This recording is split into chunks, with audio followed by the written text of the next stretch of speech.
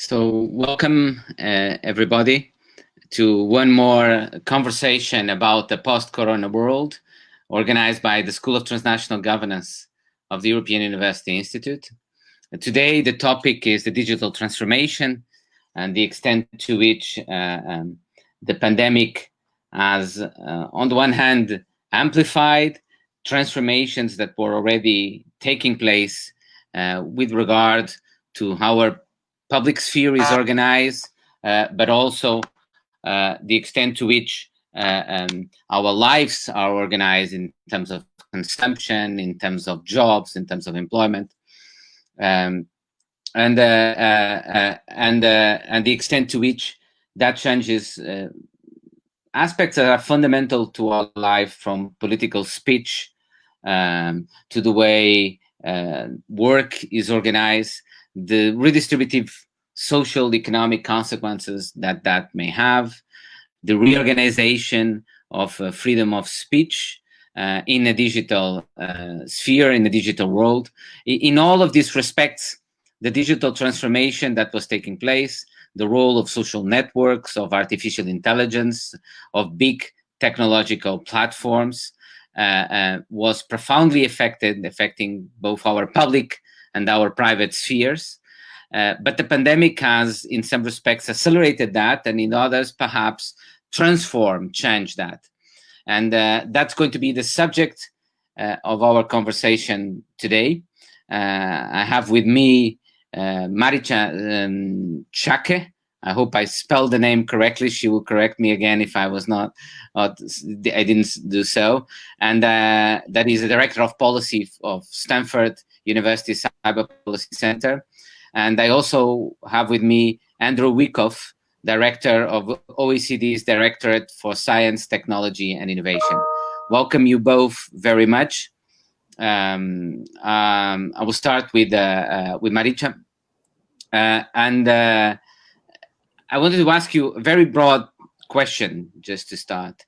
That comes from many comments and many remarks that we've heard so far on the impact of the pandemic, particularly on the extent to which it has affected the relationship of the digital sphere with misinformation. And many claim that the COVID-19 has signaled an important shift in the fight against misinformation on the digital sphere, with on the one hand, renewed importance being placed by citizens themselves on expertise, and that by itself calling the attention of citizens to the risks of misinformation, making them more attentive, perhaps, as to the risks of misinformation in the digital sphere. But also, some claim, has led to more and better scrutiny by both digital platforms and governments on misinformation and fake news. Others, however, have a much more negative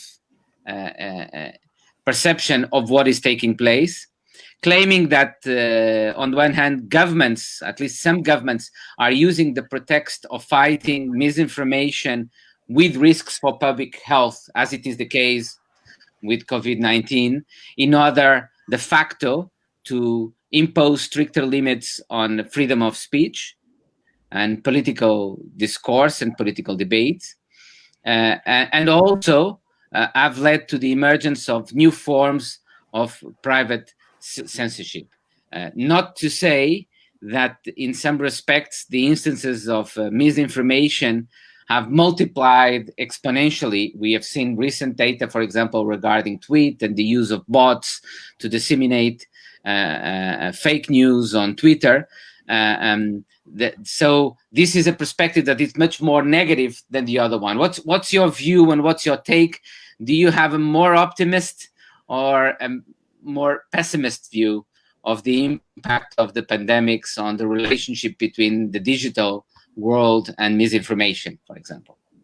Well, thank you so much. And I really was looking at the hashtag Florence Live, and my dreams opened up of being in Florence Live, and it just it's just a good reminder that we all can't wait to be back in the beautiful Tuscan part of Italy, and hoping that everybody is staying well in the meantime.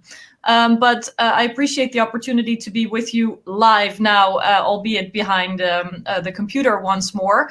And I think it's really essential that we dive into the challenge of what this screen life, going to school, going to work, finding news and entertainment online has done to really exacerbate or catalyze a number of the challenges that were already percolating for a long time. A couple of things. One, I believe that the pandemic and the impact of disinformation in real life has really become very clear in light of COVID-19. Not in the least because we've seen tech platforms themselves taking unprecedented action to guide people towards trustworthy sources, to demote or even take offline harmful content that could, for example, mislead people into taking medication that doesn't work, or taking other measures that are promising to be a solution or a prevention against the virus, but actually having no scientifically proven or even tested impact. So there must have been some kind of awakening going on in the boardrooms and among the leaders of the tech platforms that the intensity of disinformation and misinformation, exploiting the fears of people that were spending unprecedented amounts of time online, was getting out of hand. Because there is no other way to explain why platforms have taken the actions that they have, where policymakers, when I was still in the European Parliament, civil society organizations and other concerned citizens had been pushing against a closed door for them to take more responsibility for the communities that they essentially build, the information architecture that they shape, the rules that they govern over, the way in which they essentially want to build online spaces that are, having users to the size of collectives of countries. I mean, hundreds of millions of users when it comes to a platform like Facebook, Twitter also being huge, Instagram often forgotten, YouTube, a very influential platform. So the fact that there have been unprecedented steps taken, and if you look at Twitter now, not only ending with health information, which seem to be clearly defined and different from political information, but really the two categories of disinformation bleeding into each other more and more. Now, does that make me optimistic or pessimistic? I think the challenge is really, who do we want to decide? And I worry when such powerful, impactful decisions about freedom of expression, or rather censoring expression because there could be public health or other public harms, are made in the dark by commercially motivated actors. I think anyone who cares about the public interest at large, about freedom of expression as a fundamental right, and about the rule of law more broadly, should see this moment as a wake-up call to the unchecked power of technology platforms. And I believe we need to now focus on having more independent research of what kind of decisions have actually been made by tech platforms, how it has impacted the flows of information and disinformation, what the intended and unintended consequences were. So independent research is important. But much more broadly, we need to make sure that there can be independent oversight, and that decisions about free speech and impacting the rule of law are actually anchored in democratic and rule of law principles, and are not made in a privatized,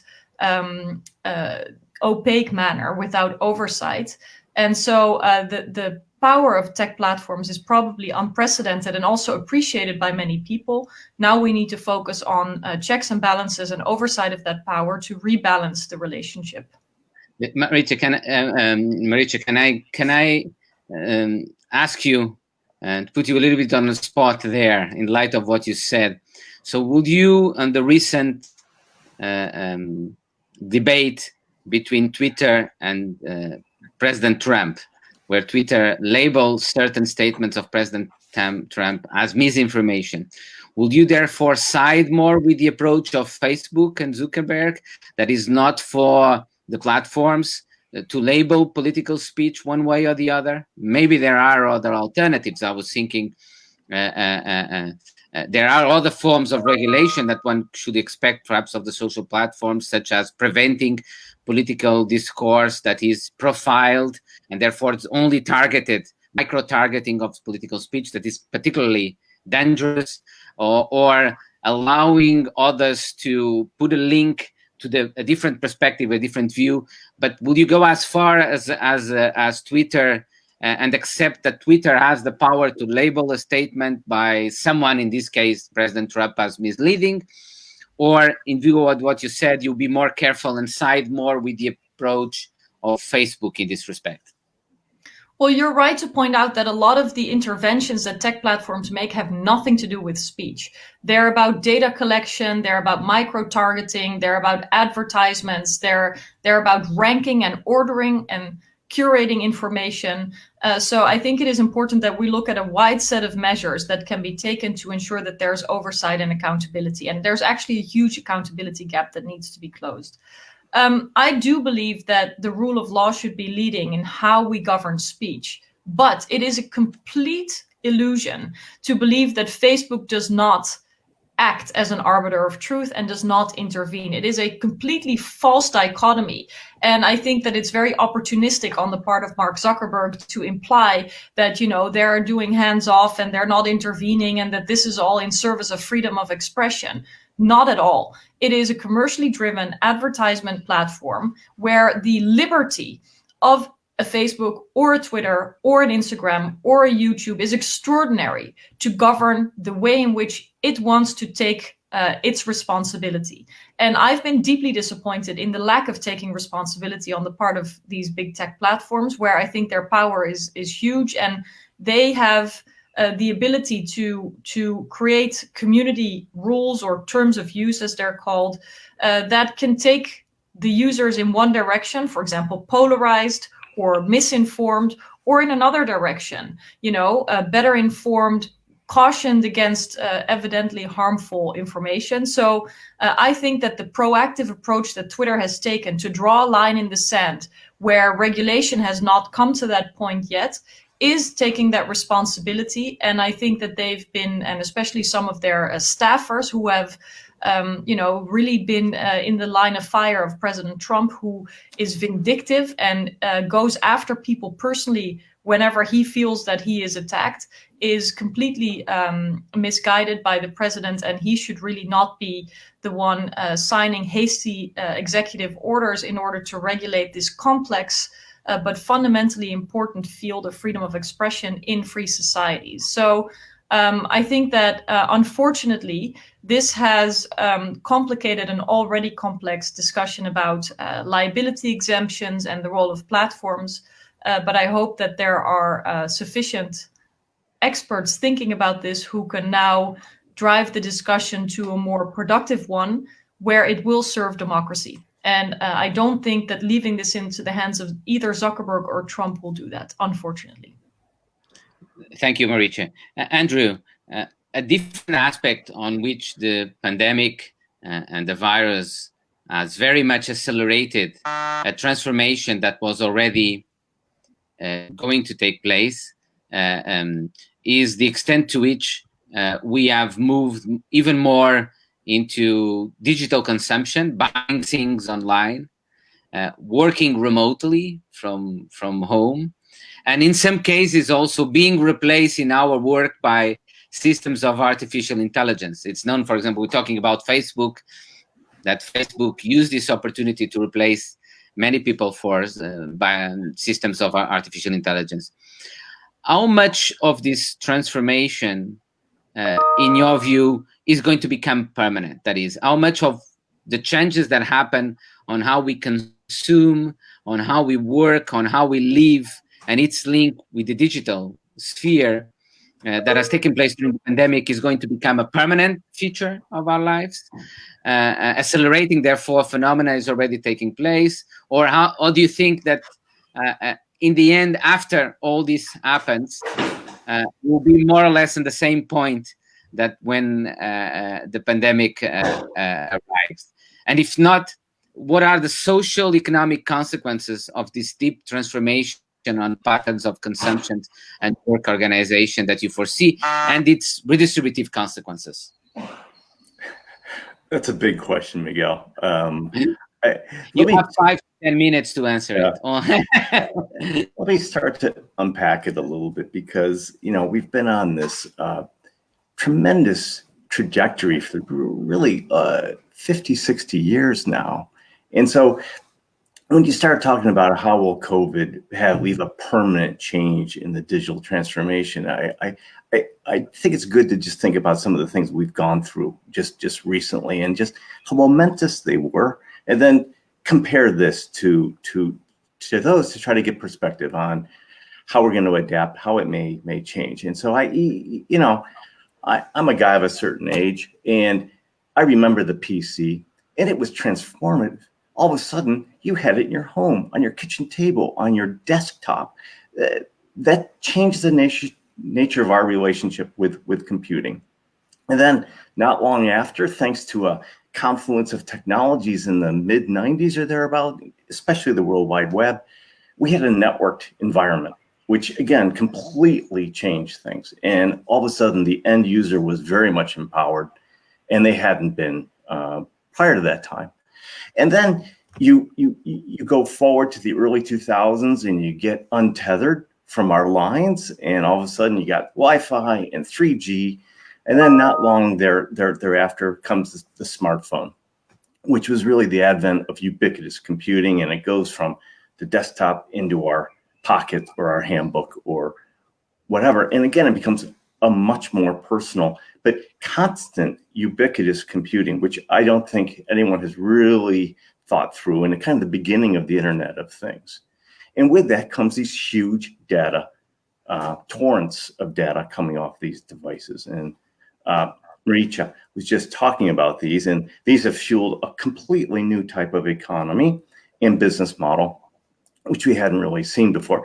Those are big bars to compare COVID to, okay, is my first point. But I remember in the past things that we thought were going to be huge that really weren't. And the Y2K crisis had us all in a panic. I remember Second Life, we were all going to have avatars. And even the Google Glass was going to be transformed. And none of those things really came to pass. And so it's with that I kind of look at this and I say, okay, how does this stack up? And there's two big differences in my mind. One is this is a behavioral change, not a technological change. The technology was all in place, and we're just using it to a much higher degree than we were. So there's a question how sticky that behavior is going to be, whether or not we will really stay this way or not. And I look around the streets of Paris, and people are dying for normalcy to come back. And so we'll see. The second thing is it's not really universal. I mean, it affects our jobs, but many jobs can't do telework.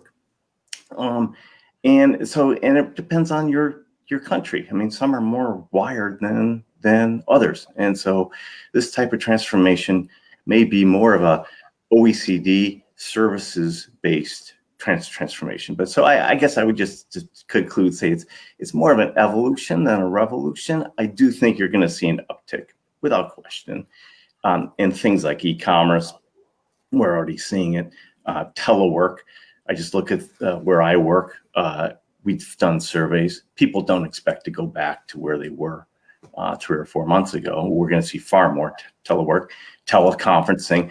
I don't think I'm going to be jetting halfway around the globe for a one-day conference, which is probably good. Shouldn't have been doing that in the first place, and that will end, or it'll be far less frequent. And then we're going to use a lot more streaming services or entertainment, things like Netflix and Spotify. I think you're going to see much more of a blend, a hybrid system where we all begin to uptick. The part I want to talk about, which is where Marietje is about these digital intermediaries. And it goes even beyond the platforms. Back to the carriers, we've seen about a 60% increase in data flows over telecom. That's huge. And that in itself is a change. And again, I don't expect it to stay there, but it's going to be higher than it ever was before. This has some implications for how we build a more resilient economy and society, which is around that infrastructure. I think, in particular, the cloud, which is seeing a big uptick. You look at Microsoft's quarter-on-quarter numbers, and just on Azure, they've gone up almost 60%. in their portion of the cloud. And I think that has some, and so we start talking about platforms, and I just want to be a bit of a pest and say, what do we mean by a platform? Because 3 months ago, we would have been talking about Airbnb and Uber.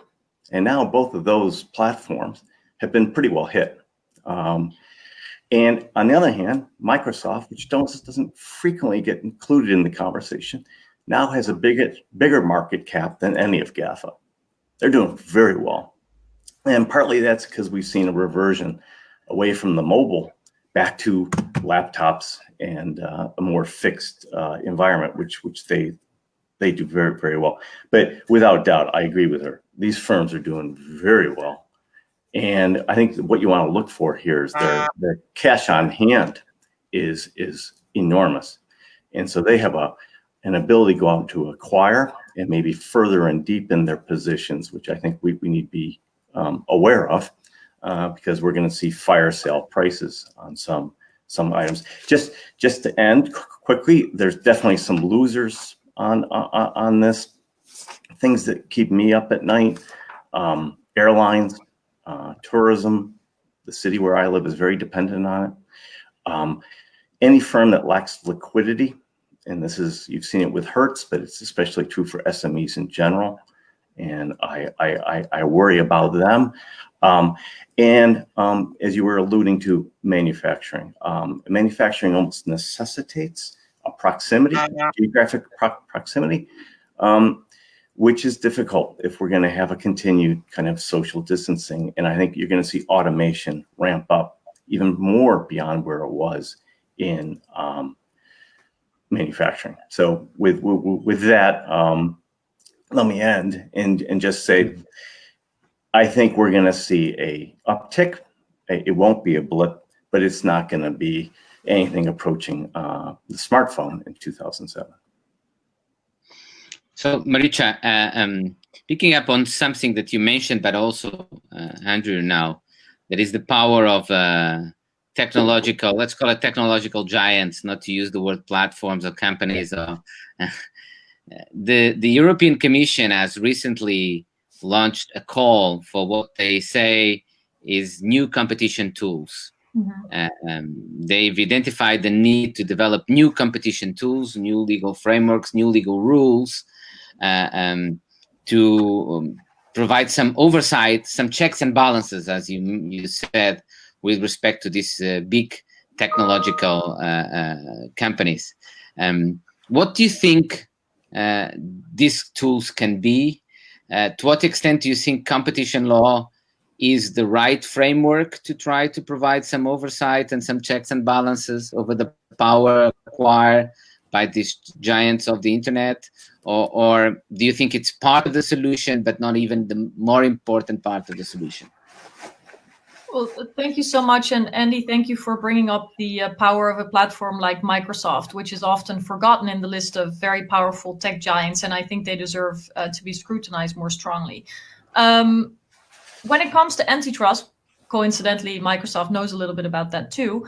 I think it is important to always assess whether existing rules to preserve principles like fair competition are still up to date. And I appreciate the method that the EU uses, where it basically opens up a call, it asks for input, it consults with multiple stakeholders, and then makes a proposal. And it should be noted that antitrust is probably the pillar of EU economic policy, in the sense that it is hardly ever politicized, that friends and foes of the European Union still believe that antitrust rules should be done on the level of the size of the market, which is the EU single market when it comes to antitrust. And so I think it is the right move at the right time to see whether the rules as they are defined are still fit for purpose in the digital age. So it's not the principle that changes or the ambition to make sure that there's fair competition, but the understanding of where fairness may be at stake.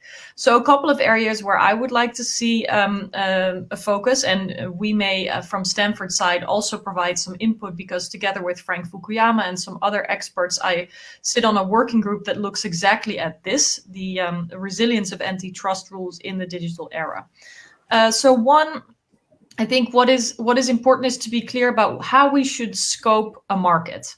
You know, do markets fall in line with products as companies define them themselves? For example, email or search or maps or calendars?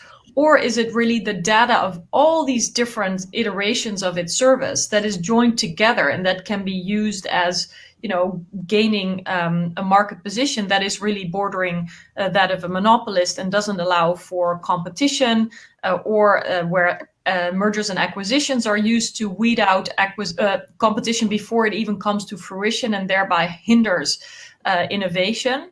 I think another area that deserves attention is how to define harms.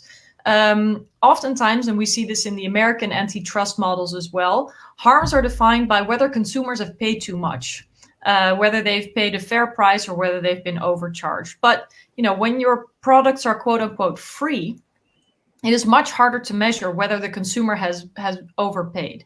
So between how to scope the market, looking at consumer prices, and then thirdly, looking at societal harm and not just market harm, because the depth of which in which we see the tech companies becoming a part of people's lives is really hard to confine to a notion of a market. I think we also need to find ways to articulate societal harms, and whether antitrust is a part of that or whether other regulatory tools are needed, for example, looking at anti-discrimination or access to information, transparency and accountability as other principles that are vital to the rule of law in the digital era, I think remains to be seen. And certainly a package of measures combined is the only way in which we can make sure that the rule of law applies, make sure that big companies are checked and balanced, and that there is independent oversight. So there's never one tool that can hit all the regulatory aims. There are multiple principles at stake, and I think antitrust is a vital principle that needs to be preserved, but it's not the only one. Thank you. There's one question that has been put to us that is linked to this in some way, that it regards the extent to which one can expect that states and state laws have the jurisdiction and the capability to regulate what are entities that are global in nature. Mm-hmm. And so it's a jurisdictional question. Who can effectively regulate these entities? But it's also a power question. I assume that even if small countries can claim that they can regulate the services that these, for example, digital platforms provide in their countries, then de facto they don't have the power, the authority to impose rules that may affect how these companies then will provide these services also on other countries, because there is some aspects can only be changed on how a company provides the service throughout the global nature. So how do you think, on the one hand, who can effectively regulate and have oversight power?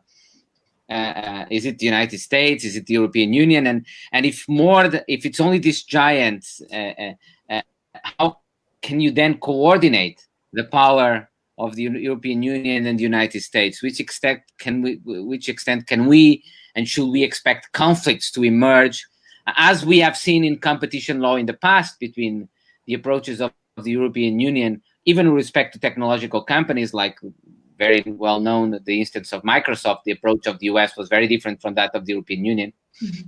Should we expect more conflicts of that type, and how will they be resolved? Marietje, so you first. Yeah, well, I mean, I think it depends on what you're trying to regulate for and who is mandated. And clearly, this is an evolving field. So the OECD has been trying to find consensus on taxing tech companies. Another very urgent topic that, if not now, when will it get more fair, and when can there be an agreement that goes across borders, doing justice to what these companies are already doing? The companies are operating across borders, so ideally solutions and rules would operate across borders as well. And what I would like to see is much more constructive cooperation between democracies to develop a democratic governance model of technology. It is urgent because there has to be respect for the fundamental values and principles that define the quality of life and the fundamental freedoms that people in democracies enjoy. And there's a need to democratize the governance of technology. But there's also a real threat from an authoritarian governance model that is really gaining steam, taking hold, and rolling out standards all over the world if we are not very, very mindful of what is at stake. And so I would like us to think much more out of the box. It is unfortunate that in the transatlantic space, tensions are so significant now, that the President Trump, has really pulled, the rug from underneath a very solid alliance, and has really alienated so many longstanding allies and partners through his disregard for multilateralism, disregard for democracy, disregard for freedoms like freedom of the press or respect for minorities that used to bind us. But underneath that very visible and visceral leadership, there are a lot of Americans in the private sector, in civil society, on the international scene, and in Congress that also can focus on this, and where new alliances need to be found. So yes, I believe we need to adjust the scale of regulation to the scale where companies already are. It doesn't mean that countries cannot take the lead on areas where they're strong. I always think of Estonia, which is such a tiny country, but which, when it comes to digitization, has really carved out a unique position for itself, is leading in a number of areas like digital identity or digital government services. So we will need to see leadership at the level where it's possible from people that have good ideas, but also an appreciation of matching the scale of large tech giants to make sure that what we try to do is effective, and that it's not the regulatory space that's going to be shaped by non-democracies, which is actually my main concern in this whole discussion. So, Andy, I think that the OECD can also play a role in here, bringing different states and trying to help address possible conflicts of jurisdiction. I don't know the extent to which you can address or not the possibilities of the discussions also regarding the possibility of a digital tax, how that is foreseeable or not. If you cannot, don't. As you know, the European Union itself is thinking it's one of the new own resources supposed to fund the recovery program of the European Union is the imposition of a digital tax. Can you tell us something about the discussions ongoing on the OECD without in any way violating any rules that you may be subject to? I'll do my best, but it's more about the broader issue of governance, and how do you govern what are really global reaching firms, but that really only have a footprint in one country. And this is the problem. This is just runs against all of our public policies that are kind of predicated on a physical world, almost predicated on the iconic business model of automobile manufacturing, where you've got distinct plants that adhere to different countries' rules, and there's a permanent establishment that allows you to tax. But right, these are the vineyards where I toil, both at the OECD, but the OECD plays a pretty big role supporting the G20, which is really what gave us the mandate for the digital tax work, is coming from the G20. And I just want to say that it's the lopsided nature of this that makes it a little bit difficult. And I think Marietje was getting there. It's not just the US platforms. The big new growing platforms are coming from China, and they are very innovative, very effective, and have a big marketplace, and they're here in Europe. You can buy metro tickets on the Paris Metro with WePay, which is China has now overcome the United States, I think, in the number of patents that it has registered, technological patents. Yeah. It says a lot. I think it's wrong to make them just characterize them as copycats. On the other hand, patent counts drive me a little crazy. But so I think this would be a much more interesting conversation if EU itself had a big platform like China or the United States. It would make for a more, I think, nuanced and interesting, and maybe show an alternative model that would appeal. Andy, can I ask you, and maybe Marietje then will don't mind to step in, but first for you, Andy, why do you think that all the big technological companies are either American or Chinese? Why hasn't Europe been able to produce one of these? What is it about Europe and the European Union in particular that makes us uncompetitive in that world? You're not uncompetitive. You are extraordinarily innovative. If you look at the World Wide Web, it was CERN that created it. The early origins of even the internet, the packet switching, are French and English. And Vint Cerf and Rob Comp came over and kind of borrowed a few ideas. But I think Europe, and if you go near Stanford, you'll see a lot of foreign names and voices and entrepreneurs there. And so then the problem is that we cannot transform it into a business ideals, into a business idea, into a business model. Why? So I think there's a couple problems here. And again, more analysis needs to be done. One is an issue of scale. You really need a digital single market. And I don't know if that has been effectively created yet. And that scale, I think, is important and is part of what benefits both the US and China. I also think there's a more freewheeling, a less regulatory bound environment both in the US and China that is easier for risk takers to and that attracts the risk takers. They can do policy arbitrage or whatever and innovate. But again, I don't think I think as consumer preferences begin to shift, there's an opportunity for Europe. It's just a matter of getting out there and getting a digital single market so you get all of Europe moving in the same direction as the US has. I just want to make one small quibble with Mariette. I certainly don't work for the Trump administration, but on some issues, they have been using multilateralism rather effectively. OECD adopted AI principles, which I think are pretty good principles on how to direct AI in a very human-centric way, and the US was pushing behind that. And then they went and informed the G20 AI principles. So I think, and now pretty soon you're going to see the Global Partnership on AI, which is a G7 initiative coming forward. And I think that too begins to show we can use multilateralism. It's not easy, and it needs to be supported. And then the question which you're going to ask, which I think is a good one, is okay, this is great for research. How do you begin to get to true governance and enforcement? And I think that's a much harder question to answer.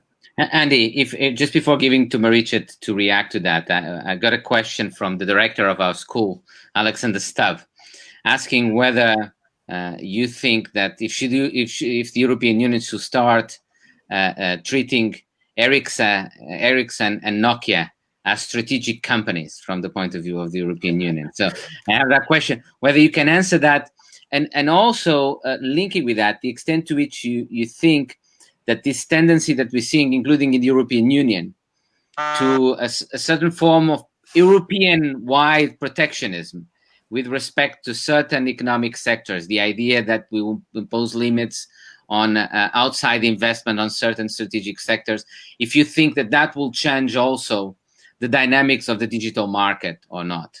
Andy?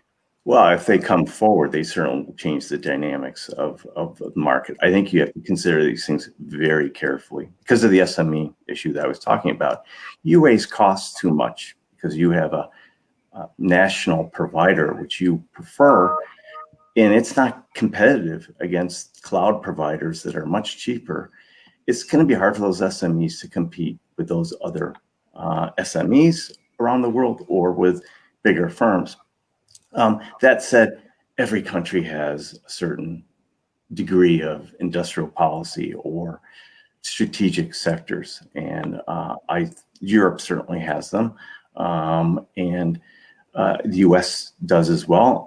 I would say every country. And so I think it's just a matter of now people are becoming more aware of the importance of digital industries to the livelihood of the economy and society. So you're seeing more attention to these. But the origin of Silicon Valley is a lot of it has to do with government intervention. Marietje, also all, your view on this and your reaction to Andy's comment on the. Yeah, sure, happy to. First of all, I wanted to congratulate the School for Transnational Governance and Alexander Stoop for their new marriage. It's really great to see him going to an academic institution, and I look forward to working with him and the whole team from my position at Stanford. So that's the first thing I wanted to say. But on strategic sectors and how Europe treats them, it leads to a broader question of how we must identify certain companies. Do they represent an economic stake or a national security and strategic in that sense stake, or even wider than that, sort of a vital function for critical infrastructure as well? And whichever way the EU comes out with regard to 5G and the telecoms operators and network providers that are developing this technology, it is important that there is no politicizing or stretching of national security exceptions when it comes to restricting foreign direct investment or trade. The calculation is not that difficult. Europe is relatively wealthy, relatively old, despite all the challenges that we have faced with COVID. And I'm still really sad and suffering with the people who have lost family members and how some of our societies have really been impacted. So I don't want to discard that, but I'm talking in terms of averages. We are on average older, on average wealthier, and growth, economic growth, will be seen mostly outside of the European Union. And so that means that we depend on good trade relations with other parts of the world. And we do not want to see a trade war like President Trump seems to prefer. And we do not want to see arbitrary restrictions on trade. But there is no need for Europeans to be naive either. And so I think it is most important that we bring together considerations of the single market, which Andy rightfully pointed out is crucial. And the single market has to be evolved and developed further in Europe so that every company has full access to the full potential of European customers as it grows. But this single market needs to be brought together with national security concerns, which cannot be decided on a 27 or 28 individual basis of criteria of risk. And that is the situation we're in now. I want to recall the question of how to deal with Huawei, a 5G provider, a network company that is already active in Europe and should have access to the single market as it gets approved, or should be rejected from the single market as national security concerns are identified. But it took about 1 year for the EU to develop an ad hoc so-called toolbox to together assess whether national security concerns were reason enough to decline or restrict access and foreign direct investment from a company like Huawei, but also many others. Now, that is time we don't have. So I hope that the concerns that are lively and that are very, very urgent now around 5G will prompt the EU to be better equipped to deal with the very geopolitical battle, the systems competition, and all the questions from economic to strategic to human rights to governance that are coming together in that systems competition. And in that sense, I can see why Ericsson and Nokia would be identified as strategic, but it does have to be well argued, and the consequences may also be considerable. It should all be deliberated on a European level. Okay. One question for each, because I think Andy has a little bit more of reservations on what he can answer on that. What's your view on this possibility of a digital tax, a European Union digital tax? How effective do you think it is? What is the form that you think it can take? If you agree with it, or you think it's going to be a negative thing? Andy, do you want to go first, or should I take a step? I can just say that this isn't my part of the OECD, but it's one that we advise them, the tax folks, to give them a sense of where the technology is going and what the market looks like and how these platforms, what their different business models look like. And I would just mention they're very different business models, but they are in the midst of negotiation. They've got a deadline for the end of this year. The COVID crisis hasn't helped because we can do a lot through platforms like this one, but when it comes to negotiations like this one, face-to-face really helps, and that those coffee breaks and so forth can help bridge what are some differences here. So they're working hard, and there's certainly a desire, I think, on everyone's part to reach something. I think there's good incentives for everyone to come to the table, but I can't take it much beyond that at this point. There's still some pretty serious differences, and unilateral action here won't help the trade frictions that were just being spoke of. Marietje. So besides the fact that we don't have face-to-face negotiations and coffee breaks, we obviously have millions of people that are spending a lot more time online. And the role that the big tech companies and platforms in all their variety play in people's lives has become even stronger. So the idea that the benefits of such share prices, market shares, relations with the consumer would all be private, and that the costs of the impact, think about disinformation, but also think about the pandemic as such, which is going to have unprecedented unemployment, and there is a need for collective action. I think we will see a stark difference between Europe's ability to deal with some of these unemployment challenges with its social welfare system and the American approach, where such a system is much more modest, if not non-existent. And the question where government resources are going to come from to mitigate the fallout in the economic sense of this crisis, where one of the few winners are actually big tech companies, will automatically point to them to take their responsibility. And I have come out and said that I think tech companies need to be taxed. I do believe that the G20 or the OECD is the ideal forum and context in which agreement should be reached. But the fact that Europe will not wait if these negotiations are stalled is also something that should be seen as a very strong political signal. I remember well that I was a part of trade negotiations, for example, between the EU and Canada, the EU and the US, and those were challenging negotiations as well, where certainly the coffee breaks were necessary to keep the human dynamic alive.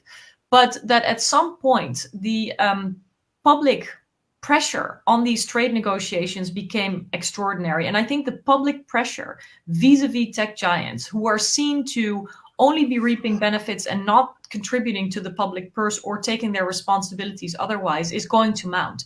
And so I hope that, if nothing else, if not being a good corporate citizen or an acknowledgement of the extraordinary moment and crisis that we live in, will actually move these tech platforms forward. Look at their share prices. Look at the collective power that they have. The biggest Silicon Valley companies have market value that is greater than some of the biggest countries combined. So it is really important that this is rebalanced and that they start contributing to the common good. Thank you. Andy, let me introduce a different issue in here, but one that has been very much on the spotlight during this period of pandemic and the role of the digital world. That is the development of apps, some of which have already taken place, other ones are being created, to trace and track, monitor the contagion by COVID-19, and the extent to which that is leading to a different balance with privacy in this digital age. How much of this do you think is cause for concern? How much of it do you think it's actually an element that should make us happy in terms of telling us that we now, through the digital instruments, have ways of reacting and fighting the disease that we will not have otherwise? How do you see these developments? So that's I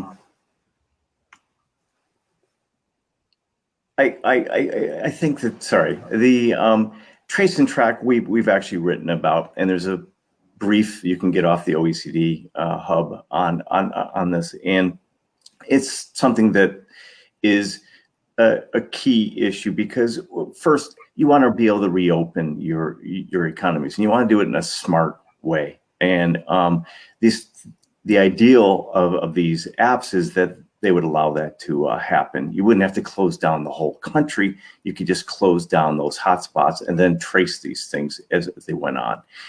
And as we get further into it, we realize that's a great idea, but the actual application of it is far more difficult than we had thought, because of the privacy implications, but also because of the data accumulation. And we're worried about where that data is going to go, who's going to use it, and what's going to happen to it afterwards. And so you've seen an interesting kind of analog response to this, where you've got many more human trace and trackers who are trying to do the job. And I think Germany is a pretty good example of this.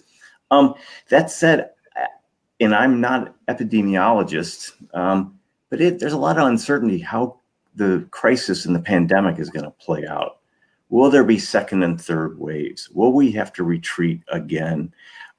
Will it come back in the autumn when the weather turns again? Or will we finally see a vaccine? And when I talk to people who know far more about this than I do, they're very cautious on giving predictions on when to see a vaccine. And then there's the whole question of, it's not only the science, but then there's the production of it, the fabrication of it, distribution of it, and then getting people to take it, which is where we come back to the issue of disinformation again.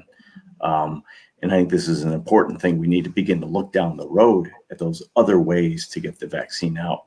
But so trace and track, I think we've seen some great innovations there, different ways of dealing with it that protect privacy better than what was initially put out there, but they haven't been as effective, even in countries like Singapore and Korea, than we had originally thought. Marietje, these trace and tax applications raise a collection of data problem that invades our privacy, where we give this information. But there were so many concerns with them being developed on the public by public entities. But in the end, we are seeing them being developed now, again, a little bit the same that happened in other areas, by private actors, by private companies, and with this information being voluntarily disclosed in many instances by citizens themselves, raising the issue of whether we should deal with this as a collection of data problem, or in fact, as some people argue, this information is already out there. We are already disclosing this information voluntarily when we use a smartphone or any other way, and then our focus should be on something that you said before, that is the governance, that is who has access to this data and who can make use of this data, and how can that take place? What's your view on that? Well, I think we need to be very, very cautious against wishful thinking about everything that apps can solve. I mean, I've heard such extraordinary promises and seen so little to show for it, that I think that there is a lot of tech determinism at play here, and we shouldn't fall for it. We should not lose our ability to think critically, not only about the technology, but about the wider societal impact of what it does to people when they're traced, what the impact is on trust, whether it's going to work in our country, for example, testing is still a big problem. Well, you can't really trace anything if you don't know whether people are infected. We have to be careful for a false sense of safety, where people may not wear facial masks, may not take hygiene precautions, may not distance themselves from others because they think, well, the app will save me. So I think there is too much hyping around apps. As Andy said, even around the world, there are very mixed reviews, and there's a lot of harm. There's a lot of stigmatizing around being identified as carrying the virus. There are people that are deeply concerned. There are privacy violations. There's a lack of uptake. So whichever way it will be dealt with, I hope that all the critical questions will be asked, and that the apps will not be rolled out without these questions being answered. And then if they're going to be implemented or rolled out, these apps, then clearly governance is a huge question.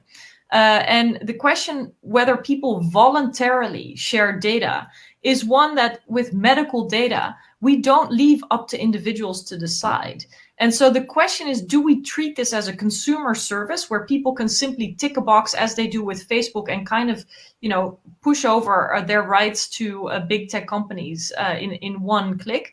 Or are we going to treat this differently and appreciate the fact that this allows big tech companies to move into the health space, which for very good reasons has always been met with higher protections of data, higher requirements of safety and security.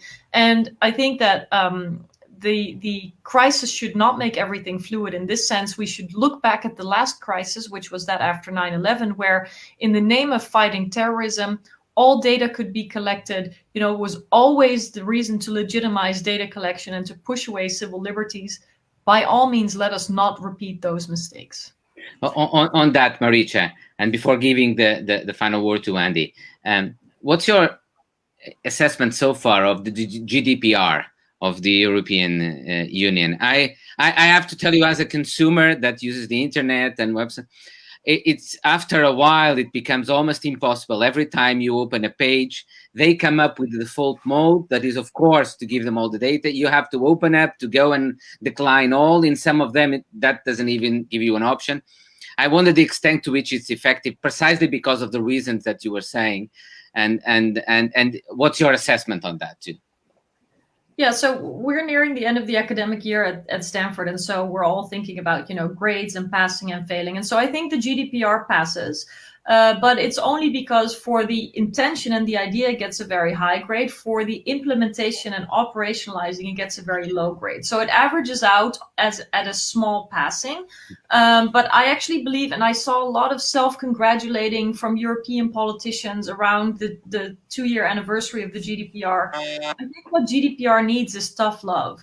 It really needs its biggest supporters to be its strongest critics, because there is a lot that needs to be improved, and we need to carry on and get it fixed and not rely on the big name that it has made, both sort of famously and infamously, and just think that will do the job. No, there's a lot of work that still needs to be done, but the idea that people's data is better protected, that they have more agency over it, and that they can use it also to switch services and to understand, what data has been collected on them, that companies have a responsibility, that governments have responsibility. All of that, I think, is perfectly legitimate, but we need to operationalize it in a much better way. Thank you. Andy, your final word is for you. Thanks. Just on trace and track, I want to reinforce that you need the third T, which is test, to start out with, and if you don't have that, it's not as effective. And the other thing I just want to talk about is be very careful about how these are cast into policies and the unintended incentives you may be creating. Where next up is a app for if you have the antibody, and gives you a passport to go back to work or to travel or to see your family, and you can see how incentives, particularly for people who are struggling, are going to be to either get infected so they can get the passport, or to somehow hack the system. And it's just, so I think we just have to be careful how this is being used and how it may backfire. Yeah. Thank you so much. And thank you so much to both of you. We've now reached 1 hour. We think we're quite disciplined in any way. Thank you both of you. Thank you to everybody that attended and followed us throughout this past hour. And see you soon, hopefully in person sometime. Thank you so much. Bye-bye. Thank you very much, and Bye-bye. thanks to EUI. Bye. Thanks, both of you.